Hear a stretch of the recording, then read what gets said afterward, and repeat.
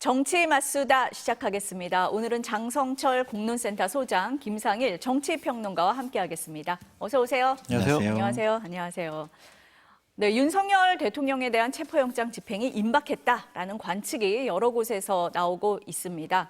물리적 충돌 없는 영장 집행을 위해서 공수처와 경찰, 대통령 경호처가 오늘 오전 회의를 열었지만 이견만 확인을 했습니다. 공수처는 경호처에 협조를 요청하고 답변을 기다리고 있다. 이렇게 여기까지 밝힌 상태입니다. 두 분은 이 영장 재집행 언제 한다? 어떤 방식으로 한다? 어떻게 듣고 계십니까? 일단은 수요일이나 목요일 날로 저희들은 듣고 있습니다. 왜냐하면 이게 김성훈 경호차장하고 이광우 그 경호본부장 있잖아요. 그분들에게 출두 요구서를 3차례 보냈지만 출두를 안 하고 있잖아요. 그럼 이분들에 대한 체포영장도 발부가 되면 그것을 갖고 경찰에서는 들어가서 일단 이 두 사람에 대한 체포영장을 집행을 하고 그러면 이제 경호처가 좀 와야 될 거 아니냐. 그런 상황에서 윤석열 대통령을 체포하겠다. 이제 이러한 시나리오를 갖고 있는 것이 아니냐. 이런 얘기를 듣고 있는데 모르겠습니다. 그거 뭐 여러 가지로 상황을 좀 봐야 될 것 같고 지금 물리적인 충돌을 피하기 위해서 상당한 노력들이 좀 있는 것 같아요. 그런 것들이 협조가 잘 된다고 하면 체포영장 집행 없이 뭐 자진 출두 형식으로 할 수 있을 것 같은데 제가 보기에는 윤석열 대통령은 자진 출두할 생각은 전혀 없는 것 같아서 체포영장 집행을 통해서 일단은 인신이 구속될 가능성이 높아 보인다. 그런 생각이 드네요. 소장님 이렇게 설명을 하셨는데 잠깐 속보가 있어서 먼저 전해드릴게요. 앞서서 저희가 보여드렸었는데 헌법재판소에서 윤석열 대통령 측에서 정계선 헌법재판관 기피 신청을 냈었잖아요. 기각이 됐다라는 얘기 하나 전해드리고요. 탄핵 심판이 4분 만에 끝났다고 합니다. 그 윤석열 대통령 당사자가 불출석하면서 오늘 첫 변론은 4분 만에 끝났다라는 말씀을 드리겠습니다. 평론가님은 어떻게 보고 계십니까?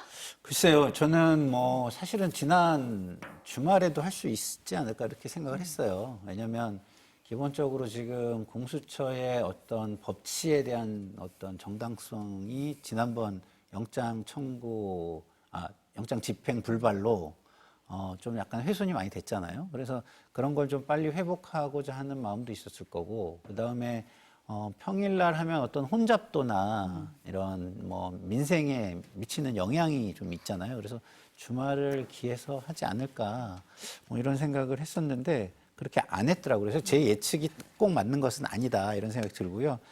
일단 기본적으로 좀 생각해 보면은 지금 말씀드린 것처럼 국민과 시민의 피해를 최소화하는 방법, 그 다음에 공무원들의 위험을 좀 최대한 낮추는 방법을 고민하고 있을 겁니다. 그러면 지금 경호처장의 수사가 이루어지고 있잖아요. 경호처장에게서 이렇게 듣는 정보도 굉장히 유용할 거예요. 내부를 파악하는데. 그래서 그 내부를 좀 파악을 해서 사람들을 좀 설득할 사람들은 좀 설득하고 좀 분류를 할 수 있으면 좀 분류도 좀 하고 이러면서 좀 전략을 짜지 않겠나 이런 생각이 들어서 결국에는 뭐 평일날 하면은 시민의 어떤 혼잡 그다음에 시민의 위험 이런 건 좀 뭐 줄일 수 있지만 어쨌든 민생에는 좀 피해가 가는 것이고 주말에 하면 뭐 민생 경제 활동에는 좀 피해는 덜하지만 시민이 많이 몰릴 것이기 때문에 위험도는 또 증가할 수 있고 공무원들의 위험도도 증가할 수 있잖아요. 그래서 그런 것들을 종합적으로 고려해서 할 것이다. 이렇게뿐이 말씀을 드리기가 좀 어렵네요. 뭐 관측이니까요. 두 분 다 이제 뭐 여러 가지 상황을 감안할 거다 이렇게 보시는 것 같습니다. 소장님은 잠깐 수요일이나 목요일 뭐 이런 말씀도 하셨는데 내일이 D-Day라고 한다. 이 말은 누가 했냐면 정진석 대통령실 비서실장이 오늘 오전 6시 반쯤에 대국민 호소문을 발표를 하면서 내일이 D-Day라고 한다 이런 얘기를 했습니다. 또 무슨 얘기를 했냐면 공수처와 경찰, 국가수사본부가 윤석열 대통령을 마치 남미의 마약 갱단 다루듯 몰아붙이고 있다라면서 자기 방어권을 보장해야 한다 이렇게 얘기했습니다. 대통령실은 경찰, 공수처에 협조할 준비가 돼 있다. 대통령에 대한 제3의 장소 조사, 방문 조사 등을 검토할 수 있다. 이렇게 얘기를 했습니다. 그런데 곧바로 대통령 측 변호인단은 협의한 바 없다. 이렇게 선을 그었어요. 이 상황을 어떻게 보십니까, 소장님? 전 여론 떠보기 같아요. 그러니까 대통령 비서실장이라는 사람이 새벽 6시 반에 느닷없이 갑자기 저러한 대국민 호소문을 냈단 말이에요. 대통령에게 뭐 문의나 아니면 허락이나 아니면은 교감이나 이런 거 없이 갑자기 밤에 자다가 아이고 내가 아침에 호소문 내야 되겠네 이렇게 생각하지 않았을 거 아니에요. 되게 호소문 내용이 길고 좀 정제된 표현들이 좀 많이 있더라고요. 그렇다면 미리 좀 준비한 것 같다라는 좀 생각도 들고 그 호소문을 내는 것을 윤석열 대통령에게 보내줘서 뭐 이러한 정도로 호소문 내겠습니다라고 교감과 허락하에 내지 않았을까 좀 그런 생각이 드는데 아, 사전에 교감은 좀 있었을 거다라고 보시는 거예요? 아니 어떻게 이 중요한 문제를 비서실장 혼자서 밤에 자다가 일어나가지고 어떻게 이거를 내냐고요. 이거는 말이 안 되는 거다 그런 생각이 들고 만약에 교감 없이 내면은 네.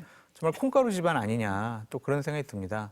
근데 대통령 변호인단에서 우린 상의한 적 없는데요 라고 한 것을 보면 이제 어느 정도 여론을 좀 살펴보기 위한 이중 플레이가 아니냐 좀 그런 생각도 들고요. 저는 정진석 비서실장의 호소문 꼼꼼히 읽어봤거든요.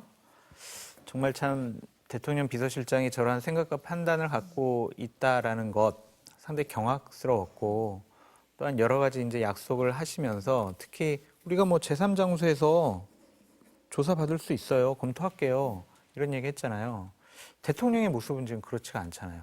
그리고 체포영장이 발부되기 전에 제3의 장소에서 우리 한번 조사해 주세요라고 협의할 수가 있는 거지 체포영장이 발부됐는데 그 불법적인 체포영장이라고 계속 지적을 하면서 제3의 장소에서 하겠다라는 것은 결국엔 시간을 끌겠다. 그거밖에 안 보이더라고요. 그래서 이 호소문은 대국민 화나게 하는 거지 이거는 국민들에게 호소해가지고 그래 윤석열 대통령 불쌍하구나. 그래 어떻게 체포영장을 발부하려고 그래. 이렇게는 국민들이 생각하지 않을 것 같다. 그런 생각이 좀 듭니다. 어떻게 보세요, 평론가님은? 기본적으로 체포영장 집행의 정당성을 좀 흔들어 보겠다.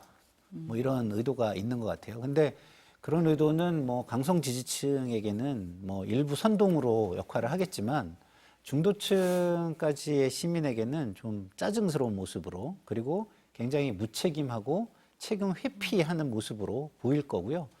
또 하나는 대통령 비서실장이 대통령의 개인 비서는 아니잖아요. 대통령이란 직을 보좌하는 거지 윤석열 자연인 개인을 뭐 비서처럼 뭐 비서 역할을 하는 건 아니잖아요. 근데 지금 저렇게 하는 건 마치 윤석열 자연인의 개인 비서를 자임하는 듯한 모습이에요. 왜냐하면 지금 국정에 고민해야 될 게 얼마나 많습니까?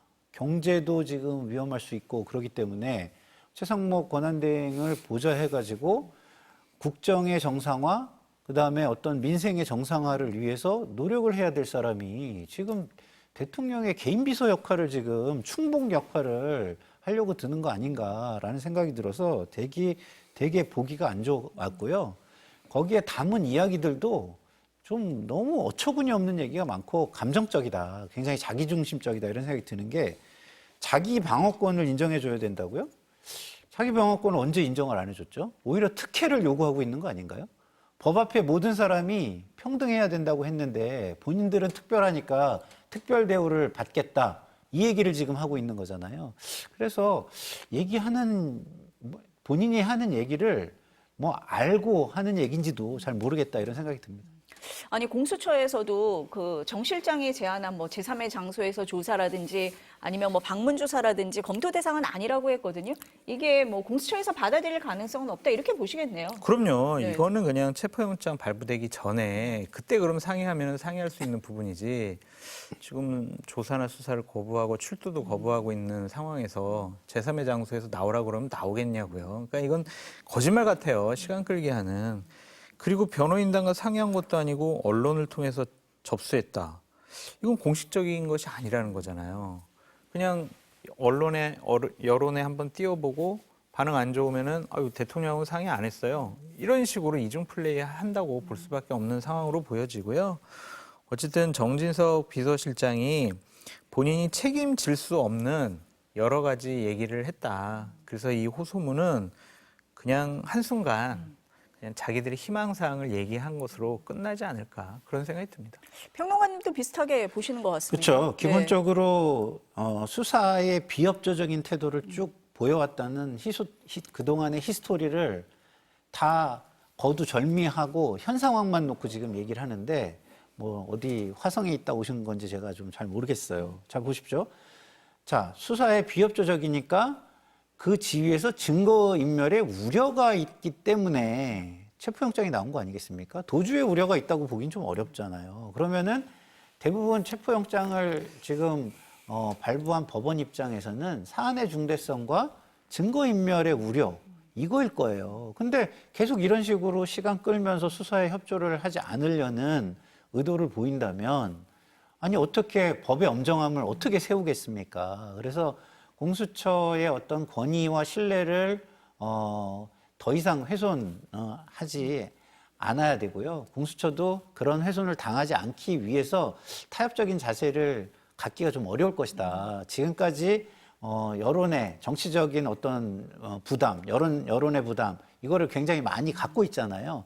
그러면 대통령 쪽에서 공수처의 이런 여론과 정치적 부담을 완화시켜 줄 수 있는 거를 먼저 얘기하고 그동안의 태도에 대한 사과라든가 그러면 앞으로 공수처가 어떤 타협을 했을 때 비난받을 가능성의 소지를 좀 없앨 수 있는 방안이라든가 이런 걸 적극적으로 강구를 해가지고 공수처에 제안을 해야지 저런 식으로 그냥 툭 던지면 그러면 저 아무 국민의 비난이 없을 만한 아이디어를 뭐 공수처가 몇 날 며칠을 밤새가지고 구상을 해가지고 가져오란 얘기입니까? 뭡니까? 굉장히 무책임하고 오만한 발상이다 이런 생각이 듭니다.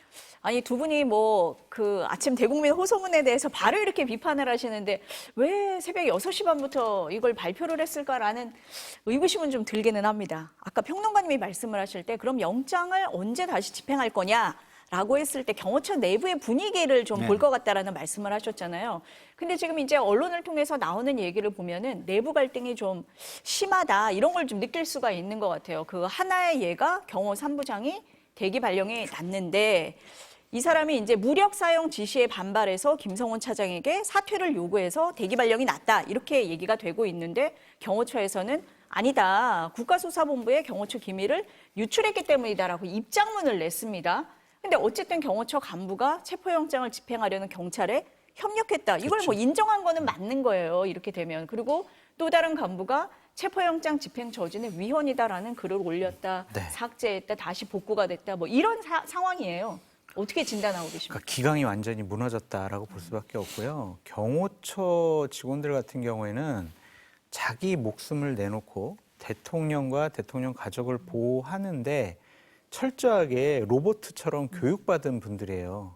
근데 이런 분들 사이에서 여러 가지 다양한 의견이 나오고 거기서 회의라든지 아니면 오찬을 했네 안 했네 이런 것까지 거의 실시간으로 외부로 유출이 되고 정보가 새어나가고 있잖아요. 이거는 일사불란한 경호원들의 모습을 보기는 힘들 것 같다. 내부적으로 스스로 심리적인 저지선이 무너져 버렸다. 이렇게 좀 말씀을 드리고 싶어요. 그러니까 대통령에 대한 막중한 충성심을 갖고 어떠한 일이 있어도 내가 죽더라도 대통령을 보호해야 돼. 이게 경호의 뭐 철칙 아니에요.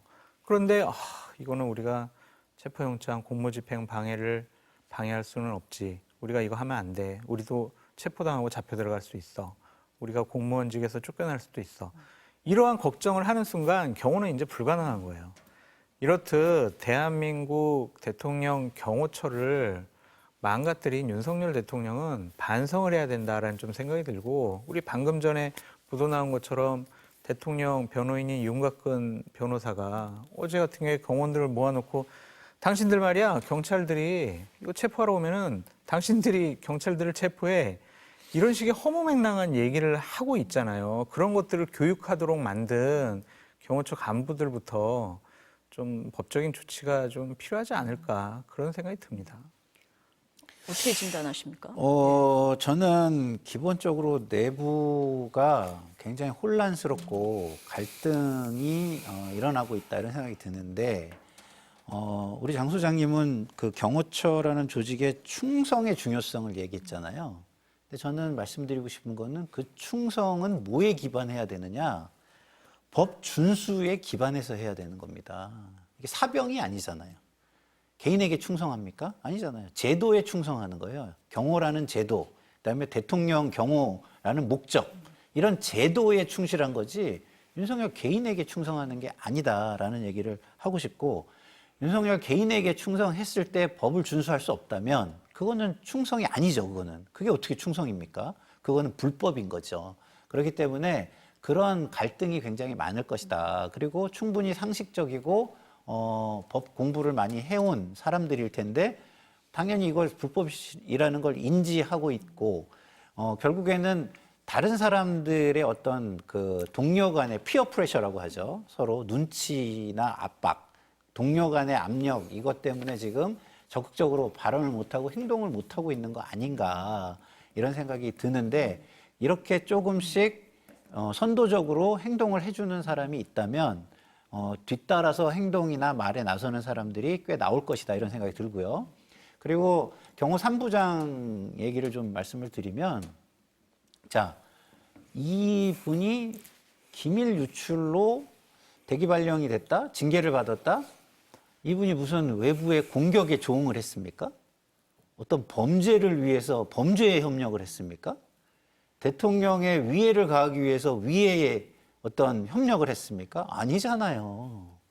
법 집행을 위해서 불법적인 저지를 해서는 안 된다는 것 때문에 어떤 일정 정도의 정보를 준 겁니다. 그러면 저는 이게 위법성이 조각될 가능성이 훨씬 커야 되는 거 아니냐. 뭐 제가 판사가 아니기 때문에 조각된다라고까지 단정적으로는 얘기할 수 없지만, 법 집행 그리고 법치를 훼손되는 걸 막기 위한 행위였기 때문에 공익성이 훨씬 크다라는 말씀을 드리고 싶습니다. 근데 이제 지금 경호처 수뇌부를 보면은 강경파, 온건파 이렇게 나눠져 있는 걸로 저희가 보고 있잖아요. 그러니까 경찰 조사에 나온 박종준 전 경호처장, 또 이진아 경비안전본부장, 온건파로 분류가 되고 있고, 경찰 조사에 불응하고 있는 김성훈 경호처 차장 직무대행을 하고 있죠. 이광우 경호본부장은 강경파, 이렇게 분류가 됩니다. 근데 지금 이제 경호처 안에 남아있는 사람들은 강경파예요. 예. 근데 이 직원들 같은 경우는 이 온건파들이 경찰 조사에 응하면서 더 동요는 하는 것 같습니다. 그럼 이런 상황에서 어떻게 전개가 될 거냐? 또 공수처나 경찰은 이런 상황을 좀 감안하면서 영장 집행 시기를 정할 거냐? 어떻게 보십니까? 그렇죠. 공수처에서는 계속 얘기하고 있잖아요. 당신들 이 공무집행 방해로 처벌받을 수가 있어요. 근데 우리 협조하면은 당신들 처벌 안 받을 수 있어요. 라고 하면서 심리전도 지금 함께 병행을 하고 있잖아요. 그리고 경호처의 내부에 막 변호사가 있는 모양이죠. 법률 담당하는 그분이 이거 공무집행 방해하면 안 된다라고 경호관들에게 얘기를 다 했다라고 하고, 그렇다면 경호관들은 강경파인 경호종 차장이 지시를 하더라도 이거 해야 되나 말아야 되나 주저하게 되잖아요. 그렇다면 이거는 대통령 경호처로서 역할을 제대로 할 수가 없는 상황까지 가버렸다. 아니 그럼 강경파 수뇌부가 지금 장악을 하고 있더라도 직원들이 동요를 하면 일사불란하게 하기가 힘든 상황일 거다, 이렇게 보시는 거예요? 그렇죠. 우리 네. 방금 전에도 얘기했듯이 뭐 경호 3팀장 이런 분들 같은 경우에는 이거 안 되는데 내 밑에 있는 사람들은 그냥 30일 휴가 보낼 거예요. 이런 식으로 그냥 실무진에서 경호가 와야 되는 그러한 모습을 보이고 있잖아요.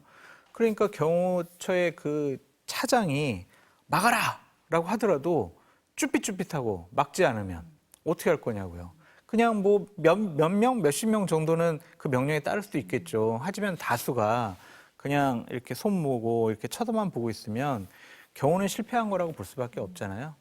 그래서 이분들도 다 우리 뉴스에 좀 보면서 우리 여기서 많이 또 헌법학자분들 나와가지고 경호관들 당신들 그러면 안 돼라고 많이 법적인 지식을 알려줬잖아요. 네. 그분들 다 유튜브를 통해서 우리 뉴스에 좀 보면서 그렇구나, 우리 이거 큰 문제겠구나 다 느끼고 있을 거란 말이에요.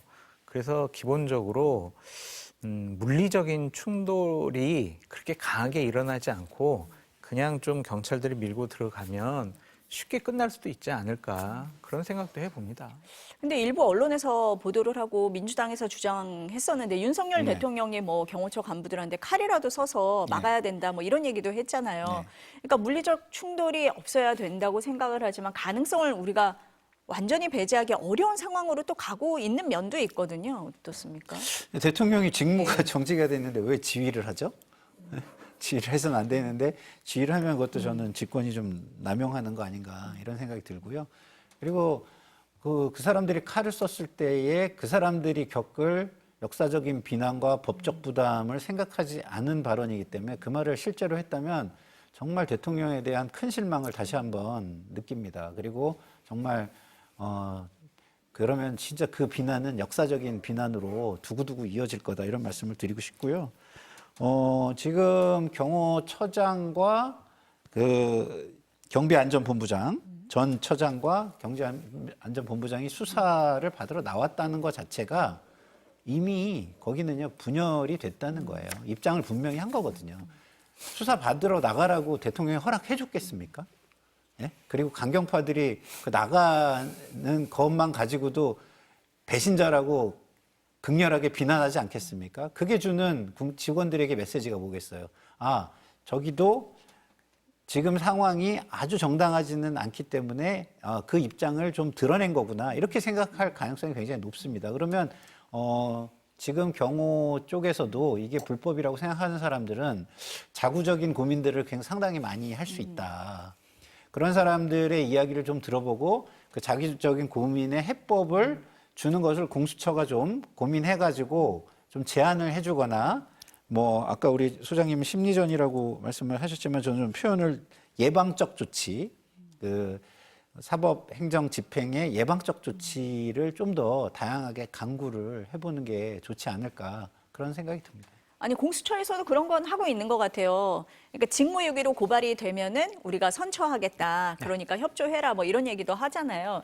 그러니까 지금 소장님이랑 평론가님이 다 이제 말씀을 하시는 게 경호처 직원들 좀 잘 생각해야 된다. 어떤 게 적법한 건지 생각을 해봐야 된다. 이렇게 얘기를 하는데 지금 이제 김성훈 차장 같은 경우는 강경파로 지금 이제 알려져 있잖아요. 물리적 충돌이 생길 경우에 경호처 변호인단이 다 알아서 해줄 거야. 그러니까 문제가 없어라고 얘기를 했다는데 이제 MBC에 제보를 한 현직 경호관 얘기를 들어보면 우리 1차 집행 때 26명 얼굴 다 체증해서 신원 확인 요청했다는 거잖아요. 근데 그 사람들한테 그 감사실에서는 이번에는 그냥 넘어갔지만 다음에는 너희가 개인 변호인을 뭐 선임을 해야 돼. 이렇게 얘기를 했단 말이에요. 네. 그러니까 지금 이중적인 얘기를 하는 거고 그래서 직원들이 아, 나를 보호해주지 않겠구나라는 생각을 할 수도 있을 것 같습니다. 강경파인 김성훈 차장이 책임질 수 없는 얘기들을 너무 막 남발하는 것이 아니냐. 본인도 이제 쭉 대통령 경호실에서 근무했던 분이잖아요. 그런데 후배 경호원들을 저렇게 힘들게 만들고 또한 나중에 법적으로 문제 생길 수 있는 소지에 여러 가지 발언과 지시를 하는 것은 참 정말 못된 사람이 아니냐 그렇게 좀 생각이 들고요. 지금 보면 경호관들이 저 관저주위에 이 휴대용 뭐 소총이라든지 무기를 든 이 백팩을 메고 이렇게 순찰하는 모습들을 막 보이잖아요. 이게 무력 시위잖아요. 한마디로. 우리 이렇게 오면은 우리가 쏠 수도 있어. 우리 무기 있어. 총 있어. 그러니까 들어올 생각 하지 마. 체포할 생각 하지 마. 이런 거잖아요. 그러니까 이것이 다 법 위반이라고 볼 수밖에 없어요. 법원에서 판사가 공식적으로 체포영장을 발부했단 말이에요. 그런데 어떻게 경호처에 있는 사람들이, 간부들이, 그리고 대통령 변호인이 불법이야. 이렇게 하면 불법이게 됩니까? 이게 너무 화가 나는 사법 시스템을 망가뜨리는 행위잖아요. 그러니까 그런 것에 부당한 지시에는 듣지 말아라 말씀을 드리고 박정훈 대령 같은 경우도 무죄 받았잖아요. 그런 것이 경호관들에게 주는 하나의 상징적인 장면들이 아니냐 그런 생각이 듭니다. 그 김성훈 경호차장이 특별사법경찰권을 이야기했다고 해요. 윤갑근 변호사. 윤갑근 변호사가. 죄송합니다. 네. 그 윤갑근 변호사가 얘기를 했다고 해요. 근데 특별사법경찰관이 법 집행을 할 때 최종적으로 그 정당성을 누가 부여하죠? 사법부가 부여하는 겁니다. 잡아가도 사법부가 풀어주면 그냥 풀려나는 거예요. 잡아가도 사법부가 무죄라고 하면 무죄가 되는 거예요. 본인들이 법을 최종적으로 판단할 권한이 없습니다. 그거에 법 집행의 정당성을 부여하는 최종 기관이 법원이에요. 그리고 법 집행의 과도한 행위나 남용을 제한하는 것도 최종 비토 플레이어로서의 법원의 역할인 겁니다. 이런 것들을 갈등 해소의 최종 결정도 사법부가 하고 어떤 제안을 하는 비토 플레이도 사법부가 한다는 걸 우리가 알잖아요. 그걸 무시하는 말이 만약에 존재한다면 그건 국가의 범위 밖으로 벗어났다는 의미입니다. 그러면 저분들이 지금 하는 행위는요, 국가의 그 범위를 벗어났다는 거예요. 그게 뭐예요? 저기는 어떤 사적인 권력의 영역을 가진 분들이 행동을 한다는 의미입니다. 그러면 거긴 왕이 있다는 뜻입니까? 아니면 뭐 신이 있다는 뜻입니까? 뭐 군주, 영주가 있다는 뜻입니까? 뭡니까? 예? 참 사회의 제도를 넘어서려는 오만한 발상이 그 경호를 하시면서 잘못 배어 있구나. 대통령 옆에 있으면서 마치 본인이 대통령이 계속 바뀌는데 본인은 그 자리에 계속 있으면서 내가 더 큰 권력인 것처럼 혹시 망상에 빠진 거 아닌가 이런 생각이 듭니다. 김성훈 차장 같은 경우에 이제 다른 여러 언론 보도를 보면은 뭐 김건희 여사 생일 때 풍선도 이렇게 이벤트도 해주고 뭐 노래방 아니면 뭐 폭죽 이런 거를 다 준비하면서 윤석열 대통령 부부의 환심을 샀다. 그래서 경호처 차장까지 올라갔다. 이러한 뭐 언론 보도도 계속 나오고 있잖아요. 네. 그렇다면 이게 과연 경호원으로서 자격과 자질이 되는 사람이냐? 또한 그런 것을 통해서 만약 승진했다라고 경호관들이 후배 경호관들이 생각을 하면 이분은 이미 선배 경호관으로서 후배들에게 리더십과 권위를 잃어버렸다. 그렇게 볼 수밖에 없잖아요. 아부해가지고 자기만 승진한 사람, 우리를 완전히 사지에 몰아넣으려고 그러네? 이렇게 생각하는 순간 그 명령을 따르겠습니까? 그래서 법원에서 공식적으로 발부된 영장이 현실적으로 집행이 되면은 김성훈 차장 그동안 고생 많이 했고 대통령을 위해서 충분하게 충성심 보여줬으니까 나라와 국민들 앞에서 정말 험한 모습을 더 이상 보이지 않았으면 좋겠다. 그런 생각이 듭니다. 이분이 이제 과거에 어떠한 행위들을 했는지에 대해서는 아마 이제 언론 취재라든지 조사 과정에서 더 나올 거예요. 다른 이벤트를 통해서 김건희 여사의 마음을 살려고 했던 그런 것들 다 나올 겁니다. 부끄러워서 어떻게 살려고 그러는지 좀 우리 이 방송 보면은 자기 자신을 한번 되돌아보시라라고 말씀드려요. 그러니까 두 분은 어쨌든 경호처 지금 내부 분위기가 일사불란하게 움직이기는 힘든 상황일 거고 네. 공수처나 경찰이 이런 상황을 좀 감안하면서 지금 시기를 보고 있을 거다 이렇게 말씀을 하시는 것 같습니다. 그런데도 이제 만에 하나 물리적 충돌이 있으면 어떡할 거냐 뭐 이런 얘기를 하면서 최상목 권한대행이 나서야 한다. 이 목소리가 계속 나오고는 있어요. 어제 최 권한대행과 민주당 이재명 대표가 만났습니다. 이런 얘기를 나눴습니다. 들어보시겠습니다. 지금 진행되고 있는 그 체포영장 집행과 관련돼서 어떠한 일이 있어도 시민이 다치시거나 그다음에 물리적 충돌로 인한 불상사는 일어나선 절대로 안 됩니다. 저도 관계기관에 여러 차례 당부를 하고 있습니다. 법관이 발부한 영장을 경찰이 집행하는 것을 무력으로 저항하는 이런 사태를 그걸 막는 게 저는 대통령 권한대행이 하셔야 될 제일 중요한 일이 아닐까 저는 그런 생각이 들었습니다. 범인을 잡는데 저항을 할까 봐 잡지를 말아야 된다 이런 얘기 비슷해서 그건 좀 아니지 않나. 소장님은 어떻게 들으셨습니까? 해결책이 뭡니까? 물리적인 충돌의 수준이 경찰이랑 경호처가 붙으면은요, 이건 우리나라에서 처음 보는 일이 벌어질 수가 있어요. 그렇죠. 왜냐하면은 맞습니다. 네. 양쪽은 합법적으로 총기를 휴대할 수가 있어요. 그냥 우리가 조폭이라든지 뭐 나쁜 사람들, 범죄자들을 잡으러 가면 저것 뭐 그냥 꺼내봤자 뭐 칼 정도 가지고 이렇게 충돌이 벌어질 텐데 여기는 화기를 갖고 있단 말이에요. 그러면 유혈 사태가 벌어질 수 있고 많은 우리의 후배들, 아이들, 뭐 아들들이 다칠 수가 있는 상황이 되잖아요. 국민의 아들들인데 그런 점에 대해서 최상목 권한대행이 상당히 우려를 표명한 것 같은데 저쪽에서 강하게 반발할 거니까 협박을 하고 있네. 아, 그럼 우리가 물리적 충돌 안 되지. 우리가 체포영장 집행 안 해야지. 이거를 하나의 선례로 만들어 놓으면 다른 권력과 권한을 갖고 있는 사람들이 이러한 비슷한 일을 벌일 수도 있어요. 그렇기 때문에 어느 정도의 물리적인 충돌을 방지하기 위해서 사전에 협상하고 조율하고 설득하는 작업은 필요하지만 마냥 미룰 수는 없잖아요.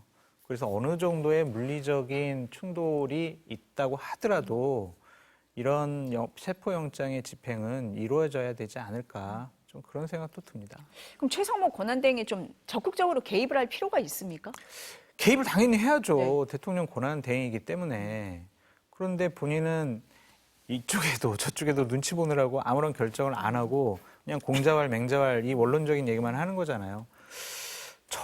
저런 모습을 보이고 저러한 애매모호한 태도를 보이라고 대통령 권한대행이라는 막중한 직위를 준 건 아니거든요. 그러니까 최상목 권한대행이 진짜 물리적인 충돌을 방지하려면 경호처에 얘기해가지고 당신들은 체포영장에 동의하거나 아니면은 방해하지 마세요. 이렇게 지시하는 것이 맞죠. 공식적으로 체포영장이 발부가 됐는데 그걸 집행하러 가는 공수처나 경찰에게 당신들 집행하지 마. 이러면은 사법 시스템을 완전히 인정하지 않고 무너뜨리는 행위가 될 수밖에 없잖아요. 그래서 최상목 권한대행은 경호처에 본인의 지시를 하는 것이 맞다. 그런 생각이 듭니다. 어떻게 보세요, 평론가님은? 제가 요새 네. 이 주제 때문에 뭐 최상목 권한대행을 편든다고 욕을 엄청 먹고 있는 대목인데 그 욕을 다 먹으면서도 제가 고민을 해봤어요. 경호처의 법 유권 해석 권한은 기관에 있는 겁니다. 경호처에. 다시 말해서 경호에 대한 모든 걸 지휘하는 건 경호처장에게 있는 거지 대통령에게 있다는 생각은 저는 들지 않았어요. 제 고민에는. 네. 인사권은 가지고 있지만 지휘권을 가지고 있으면 이게 마치 사병처럼 돼버리잖아요. 그러니까 대통령에게 사병을 주는 군통수권도 있지만 그런 것들이 뭐 사병처럼 쓰라는 그런 거는 아니잖아요. 그래서 저는 이게 뭐 조정하고 설득하고 이런 역할을 적극적으로 해야 된다는데도 동의하고 심지어는 무장을 하지 못하도록 지시가 어렵다면은 협조 공문이라도 보내서 입장을 명확히 해야 된다라는 생각도 들고 근데 아쉬운 부분은 이런 거예요. 최소 영장의 정당성은 확인을 해줘야 돼요.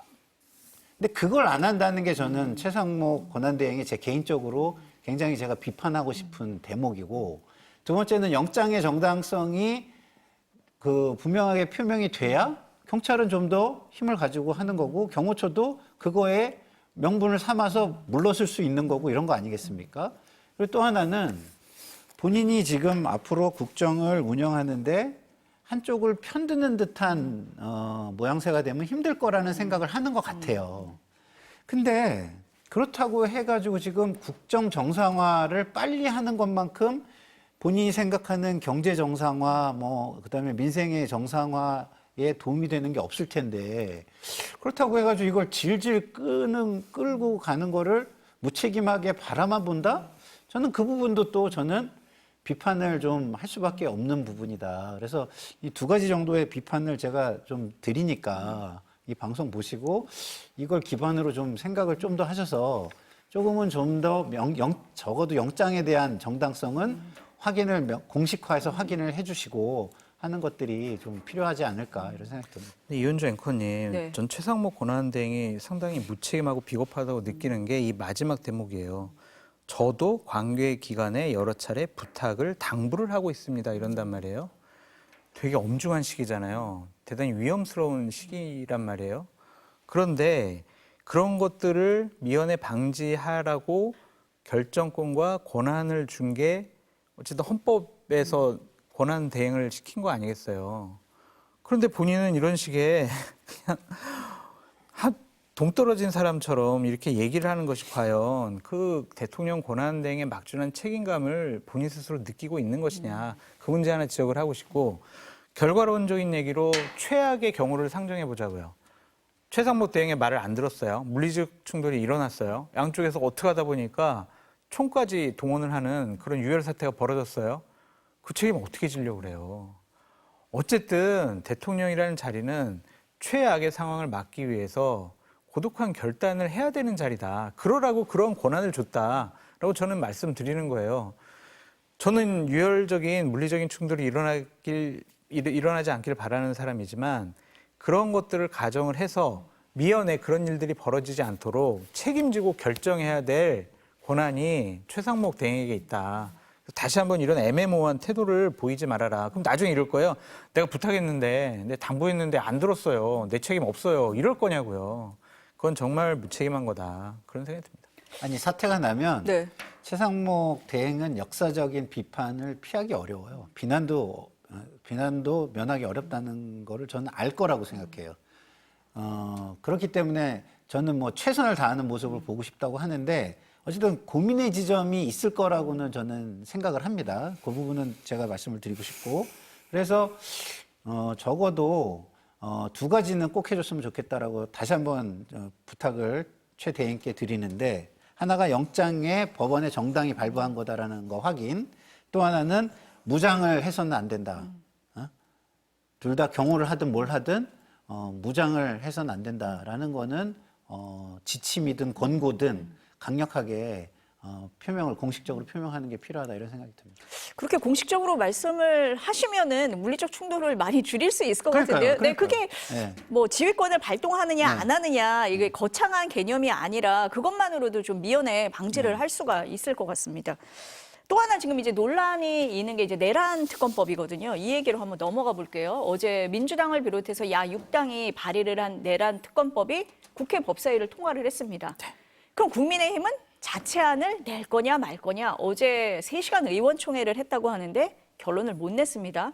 그래서 오늘은 그럼 어떤 발표를 할 거냐라고 지금 다들 관심을 갖고 보고 있는데 원내 지도부가 의원들에게 일일이 전화를 해서 의사 확인을 하고 있다고 해요. 낼까요? 어떻습니까 지금 이 상황? 이게 우리 또 실력이 네. 드러나게 되는데 네. 이제 3시경에 국민의힘이 좀 입장을 밝히겠다라고 네. 기자분들에게 좀 얘기를 한 모양이에요. 그래서 지금 곧 3시가 되잖아요. 네. 그 내부 소식에 정통하시잖아요. 지금 이제 어떻습니까 지금 분위기가? 답이 아직 안 네. 왔는데 네. 상당히 좀 논란이 많은 것 같아요. 공식적으로는 자 우리 특검법안 내자. 우리가 더 이상 회피할 수 없잖아. 책임져야지. 그런 생각을 갖고 있는데 내부적으로 비공개적으로 회의할 때 걱정하는 거는 우리가 특검법을 냈어. 민주당이 확 받아버리면 어떡하지? 그런 걱정이 있다는 거예요. 그러면은 내란 특검이고 그대로 진행되는 거네. 이건 큰일 나겠네. 이런 생각도 갖고 있다는 거예요.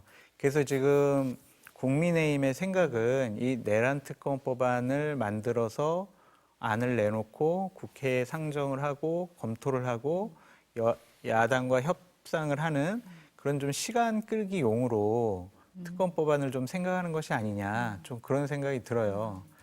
그래서 제가 봤을 때 오늘 3시에는 뭐 내긴 할 거다. 근데 내부적으로 우리 의원들 간에 합의가 좀 이루어지지 않아서 좀 안을 우리가 좀 더 다듬어서 우리가 곧 내도록 하겠다. 이런 어정쩡한 태도와 발표를 하지 않을까라고 전망해 봅니다. 그러니까 3시에 발표를 할 때 우리 내란 특검법 낼 거다, 자체안 낼 거다라고 얘기를 하는데 어떤 내용이냐 뭐 이런 건 아니고 곧 낼 거다라고 네, 여러 가지 할 거다. 내용들을 의원들의 총의를 모아가지고 네. 우리가 빠른 시일 안에 낼 수 있도록 하겠다. 빠른 시간에 낸다는데 네. 어떡할 거예요? 그럼 민주당은 네. 당신들의 단도가 이거 처리하지 말아라. 이런 식으로 압박할 수 있는 수단이 여야 되기 때문에. 합의를 해야지, 협의를 해야지 그렇죠. 이렇게 할 것이다. 어떻게 보십니까, 평론가님? 그러니까 이런 모습이 시사하는 게 몇 가지가 있다고 저는 봐요. 첫 번째는 시간 끌기, 목적이 있는 거 비슷한 아니냐. 말씀이시네. 네. 하나. 그다음에 민주당이 추진하는 특검법에 뭐 말꼬리 잡기, 흔들기 이런 목적이 있는 거. 그다음에 최 대행의 어떤 결단이나 이런 거를 못하도록 또 흔들기, 뭐 이런 목적이 있어 보이고요. 그리고 또 하나 시사하는 것은 공당이 이런 걸 토론하는데 토론을 못하고 일일이 전화를 돌린다? 공당의 모습이 정상적인 모습이 무너졌다. 저기는 진짜 어떤 공당의 정당한 제도에 의해서 의사결정 과정을 밟아가는 것조차도 할 능력이 없는 그런 집단이다. 이런 생각이 듭니다. 그렇지 않고서 지금 보세요. 같이 공개된 데서 다양한 의견을 모으자 그래놓고 의청에서 본인하고 의견이 다른 사람들을 막 윽박지르고 예? 인격적으로 모욕하고 지금 그런다는 거 아닙니까? 지금 김상욱 의원한테 지금 그러고 있다는 거 아니에요? 이게 말이 안 되는 거죠. 이게 정상적인 정당이 아니다 이런 생각이 듭니다. 내부 사정을 잘 아시니까 다시 한번 여쭤볼게요. 지금 평론가님이 말씀하신 이런 내용이 있잖아요. 그러니까 일일이 전화를 해서 물어보는 게 맞냐? 그럼 왜 하느냐? 공개적으로 말하기가 불편하니까 하는 거 아니냐? 김상욱 의원을 공격하는 것도 비슷한 그렇죠. 맥락입니다. 맞습니다. 어떻게 봐야 됩니까? 그러니까 비민주적으로 당이 좀 운영되고 있다라고 볼 네. 수도 있고 의원들이 말 조심해야 되겠다, 조심해야 되겠다 그런 생각 때문에 말을 많이 좀 아끼는 것 같습니다. 어제 의총 뭐 3시간 가까이 했다고 하지만 이렇게 많은 분들이 본인들의 의견을 가감없이 얘기하는 것을 상당히 좀 저어했다 이렇게 좀 표현을 하더라고요. 그래서 답답하니까 지도부도 이제 전화로 확인한 건데 전화로 확인한다고 한들 속내를 뭐 드러내겠습니까? 아유 지도부에서 알아서 하십시오. 그냥 이렇게 책임 떠넘기기 식의 얘기만 지금 계속 들려오고 있다고 하더라고요. 그래서 어제 김 의총장에서는 화제가 된 게 저 특검법안 어떻게 할까 이거보다 김상욱 의원에 대한 집단적인 폭력적인 저런 모습들 그런 것들이 상당히 많은 의원들에게 충격을 줬다. 그렇게 좀 얘기를 하고 있고요. 한마디로 분위기가 살벌했다. 그런 표현을 쓰더라고요. 그래서 일부 친윤계 의원들 같은 경우에는 그냥 김상욱 의원을 축출해야 된다. 이런 단어까지 쓰면서 완전히 좀 내쫓으려고 상당히 좀 많은 결심과 노력을 하고 있다. 그래서 지금 당이 다른 생각을 갖고 있는 분들이 뭔가를 자유롭게 얘기하기는 어려운 분위기다라고 하고요. 지금 방금 전에 지금 얘기가 들어왔는데 자체 발의하겠다. 그런 식의 지금 하기는 얘기를 한다. 예. 그렇게 지금 얘기가 들었습니다. 자체 발의하겠다. 좀 이따 밑에 속보 뜨겠네요. 자체 발의하겠다. 아니, 근데 원내 지도부 입장에서요. 아니, 고민은 되지 않겠습니까? 지난번에 2표만 더 찬성이었으면 지금 이 통과가 되는 그런 상황이잖아요. 그러니까 지도부 입장에서는 정말 고민이 될 거예요. 왜냐하면 지금의 정치하는 행태가 국민을 보고 정치를 하는 게 아니라 민주당과 이재명 대표를 보고 정치를 하고 있잖아요. 그러면은 국민을 보고 정치하지 않는 정당이 공직선거에서 승리할 수 있겠습니까? 불가능하잖아요. 더더군다나 지금 국민이 요구하는 것들이 있는데 이재명 대표하고 민주당 때문에 못하겠다? 그건 뭐예요?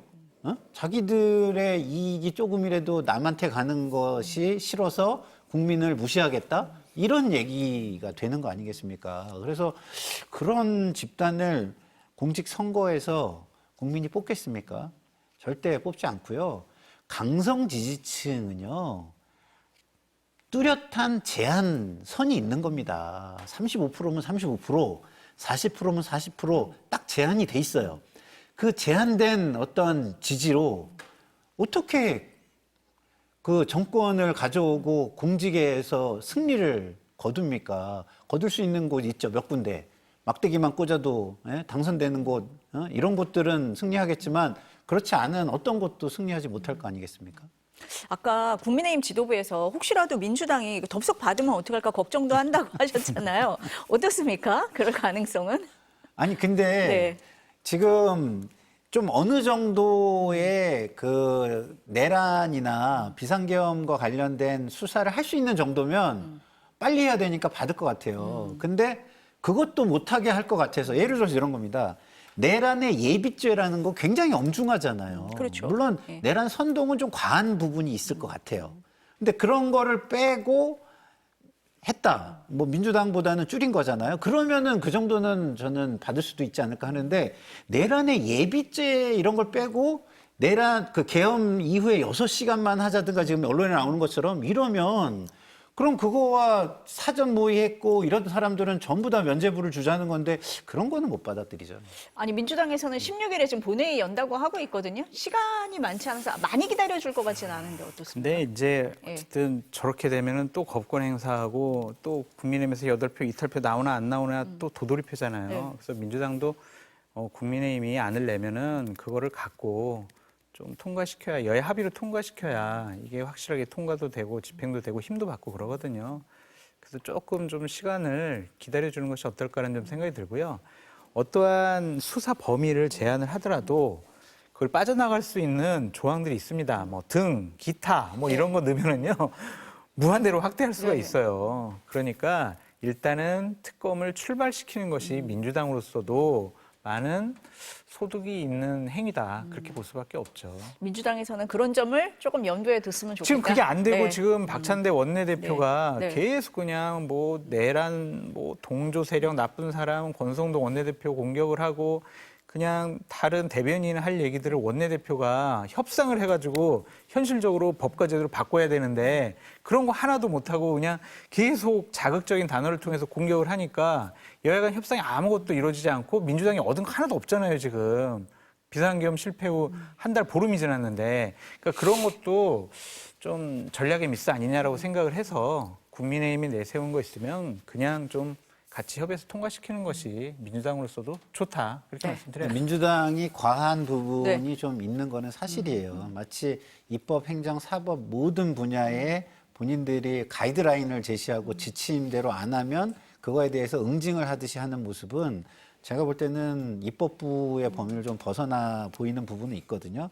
그렇지만 그렇다고 해가지고 국민의 요구라는 것이 최소 기준이 돼야지 그거를 충족시키지 못할 정도를 가지고 본인들이 지금 비판을 좀 받는다고 해가지고 그냥 물러난다? 그건 더 비판받죠. 예, 그런 부분이 있을 겁니다. 네.